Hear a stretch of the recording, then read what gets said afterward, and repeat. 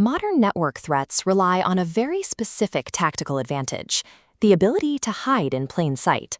Attackers rarely attempt a noisy brute force breach. Instead, they format their malicious payloads to look exactly like standard, everyday web traffic. For decades, legacy firewalls relied on a core assumption to filter this traffic. They assumed that data operating on standard, well-known ports, like port 80 for HTTP or port 443 for HTTPS, inherently corresponded to those standard, safe applications. Malware developers recognized this logic and weaponized it. By converging their attack traffic onto these trusted ports, they created a massive blind spot.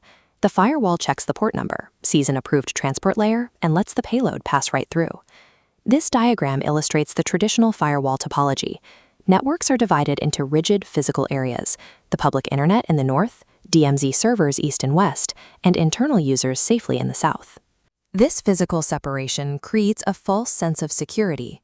It assumes an internal user communicating outward is implicitly safer than an external connection coming in.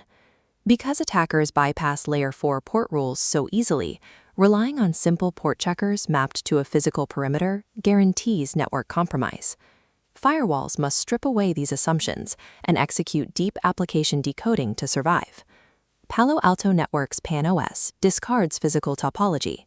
Instead of making security decisions based on which cable plugs into which port, it organizes the network into strict operational boundaries called logical zones. To troubleshoot unexpected routing or deploy reliable security policies, you must map the exact logical pipeline a single packet navigates when it hits the firewall. This pipeline operates in 3 rigid phases: initial zone resolution to establish trajectory, pre-policy generation to drop unauthorized noise, and app ID to decode the payload. PCNSE does not process these rees concurrently. A packet survives only by passing through this exact sequential state machine. Memorizing configuration menus gives you a vocabulary. Internalizing the sequential logic of how those configurations are executed gives you control over the architecture. Let's trace a standard data packet arriving at an external interface, say Ethernet 1/1. It carries standard metadata: a source IP, a destination IP, and a target of port 443. In Phase 1, initial packet processing, PCNSE maps the ingress port to a source zone. To find the destination zone, it checks the target IP against policy-based forwarding rules, which override standard routing. If no match exists, standard routing determines the egress interface and zone. By completing this initial lookup phase, the firewall strictly defines the physical and logical trajectory of the packet. Only after this trajectory is completely locked in can the security inspection begin. This sequence introduces a crucial timing mechanic. Network address translation policies are evaluated after initial routing, but before security policies. In an inbound NAT scenario, an external user targets a public IP. Initially, both source and destination zones are external. NAT then replaces the public IP with an internal server address, shifting the true destination zone to the DMZ. This means the subsequent security policy ignores the initial routing results. It evaluates the post-NAT destination zone, the DMZ, despite originally targeting the external interface. If an administrator permits traffic to the external zone instead of the DMZ, the firewall drops the packet. Misunderstanding this NAT before security sequence is the most frequent cause of failed inbound routing. With the true trajectory established, the packet enters Phase 2, security pre-policy.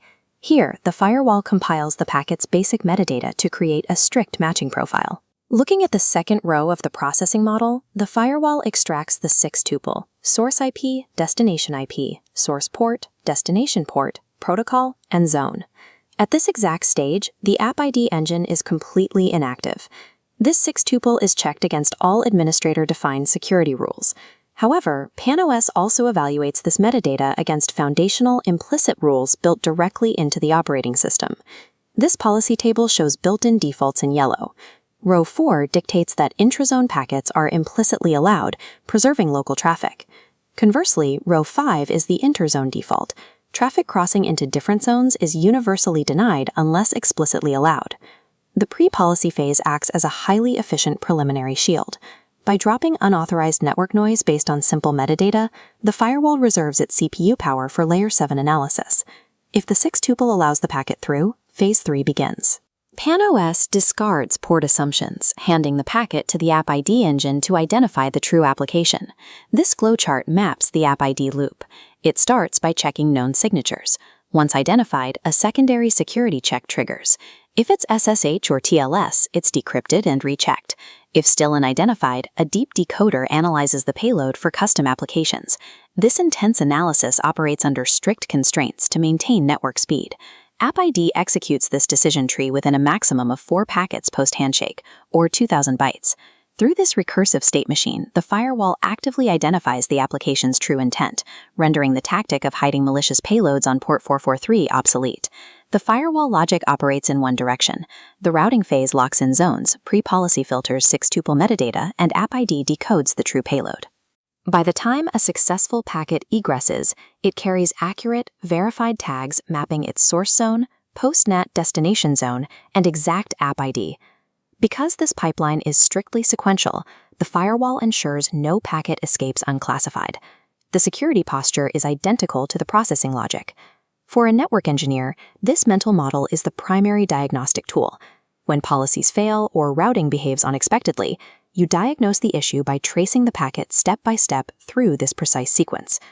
True network security requires decoupling the physical topology from the operational zones and enforcing inspection deeply at layer 7.